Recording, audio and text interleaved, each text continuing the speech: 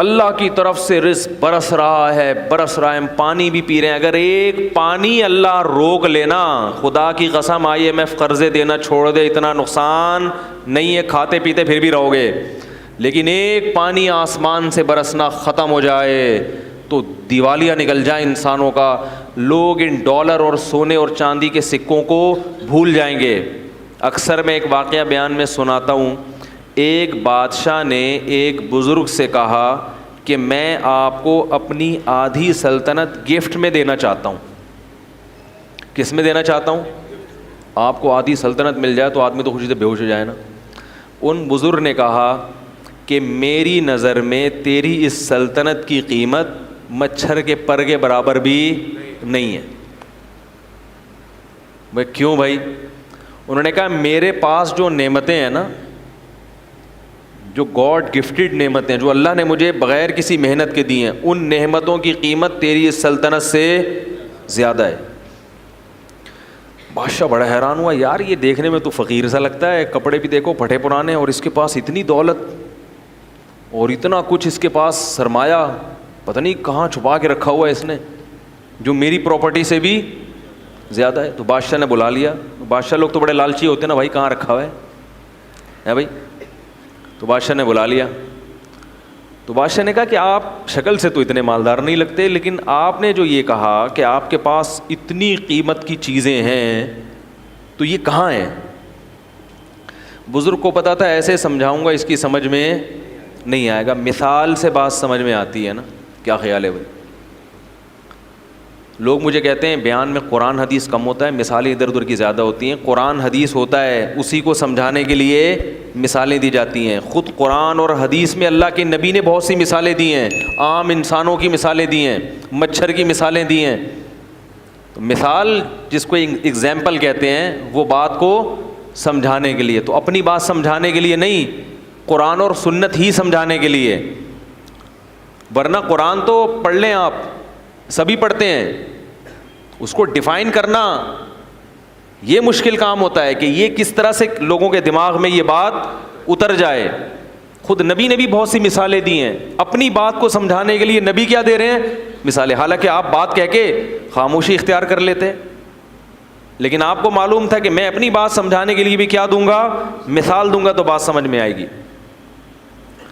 تو اسی وجہ سے شاعر لوگ کہتے ہیں نا، مثال جو سلجھی ہوئی چیز ہے اس کو کیا کہتے ہیں؟ شاعر نے کہا نا، خوابوں کی طرح تھا نہ خیالوں کی طرح تھا، وہ شخص ریاضی کے سوالوں کی طرح تھا، الجھا ہوا ایسا کہ کبھی کھل نہیں پایا، سلجھا ہوا ایسا کہ مثالوں کی طرح تھا. یہ شاعروں کے باولے ہونے کی ایک مثال ہے. یہ جو میں نے شعر پڑھا ہے نا، یہ بیٹھ کے قلابیں ملاتے رہتے ہیں. شاعر، سارے شاعر باولے نہیں ہوتے، ذہن میں رکھیں. ایک شاعر اپنی محبوبہ کے بارے میں کہہ رہے کہ پتہ نہیں کیا ڈرامہ ہے، سمجھ میں نہیں آ رہا سمجھ میں آ ہی نہیں رہی ہے. تو کہہ رہے خوابوں کی طرح تھا نہ خیالوں کی طرح تھا، وہ شخص ریاضی کے، جیسے ریاضی کے پیچیدہ سوال ہوتے ہیں نا، اس قسم کی چیز ہے بھائی. وہ بیلنس بھی ڈال دیا ہے بھائی ٹھیک ہے، سارے خرچے بھی پورے کر دیے. تو الجھا ہوا ایسا کہ کبھی کھل نہیں پایا، ایسا الجھا ہوا کہ آپ کھول ہی نہیں سکتے اس کو. سلجھا ہوا ایسا کہ مثالوں کی طرح تھا. لیکن سمجھ میں آ رہا ہے کہ بھائی یہی ہے میرے لیے، صحیح ہے نا. جب جان چھڑانے کی بات کرو تو ایسا سلجھا ہوا کہ بھائی اس میں کیا خرابی ہے. پھر آخر میں کہتا ہے شطرنج کی الجھی ہوئی چالوں کی طرح تھا. سمجھ میں آ رہی ہے بات؟ نہیں آ رہی تو یہ زیادہ اچھا ہے. اس قسم کی باتیں سمجھ میں آئیں تو خطرناک ہے، نہ سمجھ میں آئیں تو زیادہ اچھا ہے. خیر، تو مثال سے بات سمجھ میں آتی ہے. کیا کہہ رہا تھا میں؟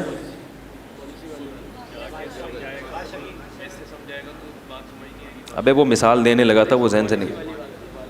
ابے والد کی پالیسی تو بہت پرانی ہو گئی. بادشاہ، ہاں، تو ان بزرگ نے بادشاہ کو مثال سے سمجھایا. وہ بادشاہ بزرگ سے کہہ رہا تھا نا کہ بھائی کی کون سی چیز ہے. تو ان بزرگ نے بادشاہ سے کہا کہ بادشاہ سلامت، ایک مثال ہے، اور مثال اکثر فرضی ہوتی ہیں. ان کو لوگ کہتے ہیں فرضی قصے سنا رہا ہے، تو فرضی بھی ہوتی ہیں کہ فرض کر لو تھوڑی دیر کے لیے تو کیا ہوگا.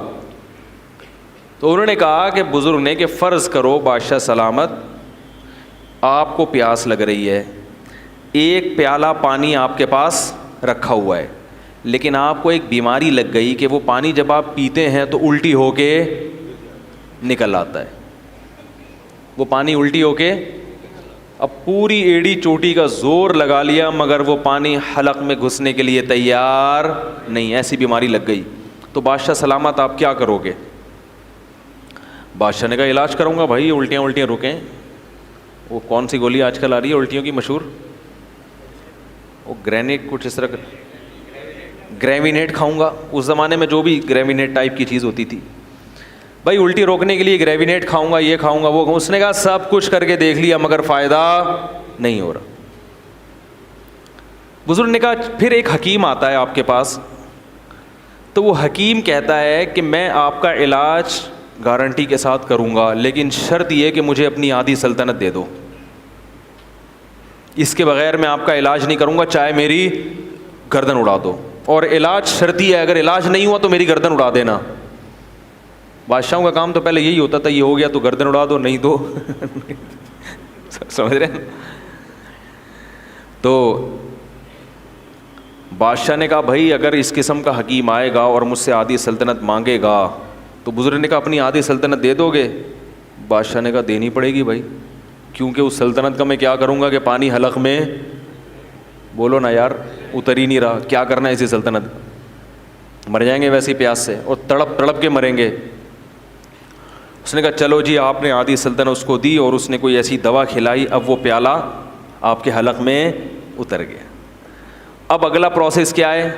پیشاب بن کے نکل جائے۔ اب وہ وہاں رک گیا، پیشاب بند ہو گیا، اب وہ پانی پیشاب بن کے نکلتا نہیں۔ اب کیا کرو گے؟ بادشاہ نے کہا بھائی علاج کریں گے، کیا خیال ہے؟ پتھری وتھری ہے کیا چکر ہے بھائی؟ تو کہا علاج کر کر کے تھک گئے مگر وہ پیشاب نہیں نکل رہا، تو کیا کرو گے؟ وہی حکیم آیا اور کہنے لگا کہ آدھی بقیہ بھی دو گے تو کیا کروں گا؟ دوا کھلاؤں گا اور یہ پیشاب نکل جائے گا۔ بادشاہ نے کہا بھائی کیا کرتا، پیشاب سے تو مر جائے گا نا تکلیف سے انسان، یہ عذاب سے مرنے سے بہتر ہے کہ غریب ہو کے زندہ رہ لے آدمی۔ بادشاہ نے کہا اپنی آدھی سلطنت بھی اس کو دے دوں گا۔ بزرگ نے کہا یہ ہے تیری سلطنت کی اوقات، ایک پیالہ پانی اور ایک پیالہ پیشاب، اس کے برابر ہے تیری سلطنت۔ میرا رب مجھے روزانہ درجنوں گلاس پانی پلاتا ہے فری میں، اور پیشاب بنا کے نکال دیتا ہے فری میں۔ میرے رب نے مجھے جو نعمتیں دی ہیں وہ تیری سلطنت سے کئی گنا زیادہ قیمتی ہے، لہذا میں تیری سلطنت پہ رال ٹپکا کے اپنے رب کو ناراض نہیں کر سکتا۔ کاش یہ بات ہماری سمجھ میں آ جائے، کاش سمجھ میں آ جائے۔ ہر آدمی رو رہا ہے، ہائے یہ ہو گیا، ہائے غربت، ہائے مہنگائی، ہائے یہ ہو گیا، ہائے یہ ہو گیا۔ ہم نے پریشانیاں دیکھی نہیں ہیں، سمجھ میں آ رہی ہے بات؟ اس لیے ہمیں ہری ہری سوپ، جب پیٹ بھرا ہوا ہوتا ہے نا تو پھر بہت زیادہ مزے کی سوچتی ہے انسان کو۔ آج غربت مسئلہ نہیں ہے دنیا کا، یاد رکھو، ہیں غریب وہ بہت تھوڑے ہیں، اور وہ بہت بڑے بڑے غریب بھی موجود ہیں، لیکن جو میجورٹی ہے ان کا مسئلہ غربت نہیں ہے، ان کا مسئلہ ناشکری ہے، اور اس ناشکری کا کوئی علاج نہیں ہے۔ جتنا بھی کھا لو گے، جتنا اچھا پہن لو گے، مگر پھر بھی منہ کیا رہے گا؟ قرآن نے مثال دی ہے نا، ان تحملہ یلہث او تترکہ یلہث، اللہ نے کتے کی مثال دی ہے کہ اس کے سامنے بوٹی ڈالو تو بھی زبان اس کی لٹکی ہوئی ہے، پیٹ بھرا ہوا ہو تو بھی زبان لٹکی رہے گی، اور پیٹ خالی ہو تو بھی زبان لٹکی رہے گی اس کی۔ یہ حال ہو گیا ہے۔ دیکھتے نہیں اپنے حکمرانوں سے سبق نہیں لیتے؟ 5 ارب ڈالر قرضہ واپس کروایا جا رہا ہے، باتیں ہو رہی ہیں واللہ عالم ہے یا نہیں، لیکن اگر یہ سچ ہے تو یہ کم ہے؟ 5 ارب ڈالر یعنی سوچنے میں آتا ہی نہیں ہے کہ کتنا ہوگا۔ ارے 1 ارب پتہ ہے کتنا ہوتا ہے؟ یعنی شروع کرو تو 100,000 سے 1 لاکھ، 100 لاکھ سے 1 کروڑ، 100 کروڑ سے 1 ارب، پھر اس کو ڈالر سے ضرب دے دو، پھر وہ کتنے؟ 100 ڈالر، 100 ارب ڈالر۔ میرے بھائی ہم اور آپ تصور, لیکن ایسے لوگ بھی چاہتے ہیں کہ ہم دوبارہ آئیں اور مزید پیسہ. یعنی یہ وہ لوگ ہیں کہ اگر یہ 5,000 کے نوٹ کو چائے میں ڈبو کے کھانا شروع کرتے ہیں, خود نوٹ کھانا شروع کرتے ہیں, ان کی زندگیاں ختم ہو جائیں گی مگر وہ نوٹ ختم نہیں ہوں گے. کتنی بڑی عبرت ہے اس واقعے میں کہ اصل مسئلہ دولت نہیں ہے, ہوس ہے. جس میں ہوس ختم ہو جائے تو اس کو یہ بہت لگے گا جو نعمتیں ہم کھا رہے ہیں. یہ جو اولاد روکنے کی بات کرتے ہیں نا, ہوس کے مریض ہیں. یہ چاہتے ہیں ہم کروڑ پتی ہو جائیں, ہمیں ایک دھیلا بھی اپنی اولاد پہ خرچ نہ کرنا پڑے. اور جس کو سمجھ میں آ گیا کہ رازق اللہ ہے اور جو رزق ہمیں مل رہا ہے بہت ہے, وہ میرے بھائی درجن بچوں پر بھی پریشان, بولو بھائی, نہیں ہوگا. وہ نہیں ہوگا پریشان, وہ اس پہ بھی خوش ہوگا. تو یہ جو ہماری باتیں ہیں نا, یہ جب سمجھ میں آئیں گی جب دنیا کو کیا سمجھیں گے, مسافر خانہ, اور اللہ کی نعمتوں کی قدر کریں گے. یہ دماغ میں بٹھا لیں کہ ہم میں سے ہر شخص کو اللہ نے بہت سے بھی زیادہ دیا ہے.